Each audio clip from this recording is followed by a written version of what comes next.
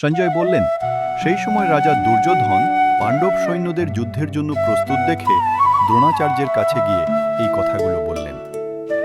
এই শ্লোকটি মহাভারত যুদ্ধের সূচনা দৃশ্যের বর্ণনা দেয়। কৌরব সেনাপতি দুর্যোধন যখন পাণ্ডব সৈন্যদের যুদ্ধের জন্য সজ্জিত ও সুসংগঠিত দেখেন, তখন তিনি তার গুরু দ্রোণাচার্যের কাছে যান। দুর্যোধনের কর্মকাণ্ড তার মানসিক অবস্থা এবং আবেগ প্রকাশ করে। পাণ্ডব সৈন্যদের দেখে তিনি চিন্তিত এবং কিছুটা ভীত হয়ে পড়েন।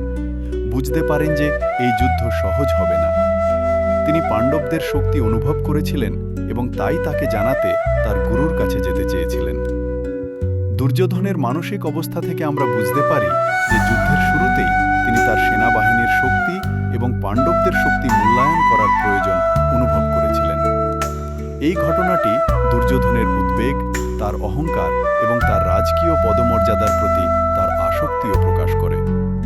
সুতরাং এই শ্লোকটি মহাভারত যুদ্ধের প্রাথমিক মুহূর্তগুলিতে কৌরবদের মানসিকতা এবং দুর্যোধনের মধ্যে মানসিক অস্থিরতা প্রকাশ করে।